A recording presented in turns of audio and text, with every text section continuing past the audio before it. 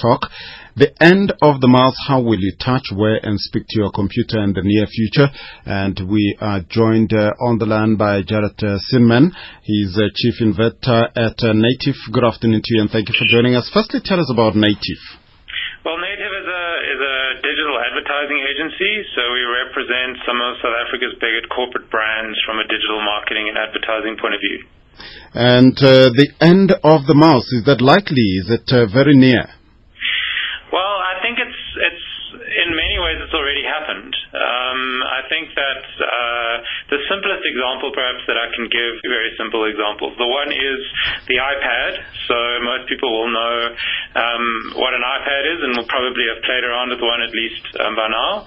And an iPad, of course, uses your finger and touch controls to operate rather than any kind of mouse pointer device. And then the other great option, or the other great example, is the Kinect or the Wii, which are both gaming consoles that use gestures and that detect your body movements in order to be controlled rather than using an input device. So I think those are two examples of changes that have already happened, but there are many, many more of them waiting in the wings that are in prototype or have just launched that I think are going to fundamentally change the way that we interact with computers over the next few years. Just before we get to the ones that you say are in the wings, let's take a look at computers themselves and the way that we use them.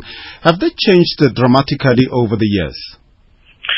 Well, I think that, if you look at the history of computers, the first Apple Mac, or the first Apple, essentially, and then the Apple Mac were devices that date from the 80s. Right back to those original devices, you had a mouse and a keyboard, and you had some kind of Windows operating system which you used to interact with your computer. And we've pretty much been in that paradigm for most of the last 35 years.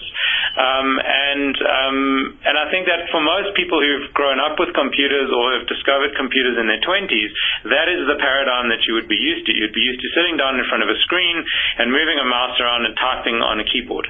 And I think that, as from a paradigm point of view, that's what all of us know, and that's the thing that I think is shifting very, very quickly now. Is there a lot of investment then in innovation and making sure that we improve systems all the time? Well, I think for large computer manufacturers and software developers, operating system developers, what they're trying to do is they're trying to get computers to be used by more and more people, because obviously, the number of computers that are currently in the world, in businesses and in homes, that number in terms of the PC and in terms of normal computers, to some extent, is flatlined. So the next shift for most of these people is to think of how to get devices in more people's hands. And in order to do that, they have to make them simpler, and they have to make them devices that people are able to use in other situations rather than at a desk in an office. And I think that is what is driving a lot of the innovation that you talk about, is the attempt to make computers relevant in people's lives more broadly than where they have been before. And that's very closely linked to the fact that computers have been able to be miniaturized. So the device, the cell phone that you hold in your hand, is actually a pretty powerful computer. It's many, many times more powerful than the computers that were around, say, in the 80s or the early 90s. And so that ability to miniaturize has also made it possible for computers for interesting things to be done with computers that weren't possible before. Some people might say these are just fancy gadgets, or do you think they add value?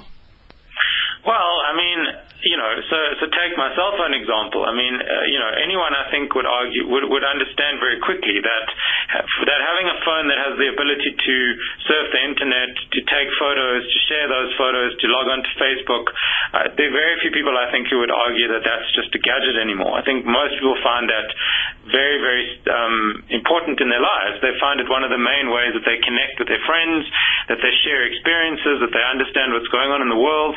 Another very simple example is the access to news information. So using tablet computers rather than printed on newspapers or in traditional media. And I think that those are both examples where I don't think anyone referred to those as gadgets anymore. I think those have become in many ways more essential to people's lives than something like a newspaper or even a radio station is. What about technophobes? With all these innovations, do you think it will attract them still? I think there's a generational component to that. I think that younger people, across the world, find technology much easier to grasp and understand and work with than those people who have grown up perhaps without those technologies. But having said that, my grandmother, who's just turned 90, got an iPad about 2 months ago and is now proficiently able to send emails, to play games. So I think that as the ability for people to engage with them successfully without having to be geeks and without having to learn a whole bunch of complicated stuff will reduce the barriers to entry with technology. But certainly young people have very little problem getting their heads around technology. You can see 2 or 3 year olds working quite happily on iPads with no training. Well, we are in conversation with the chief inventor at Native, Cinman, and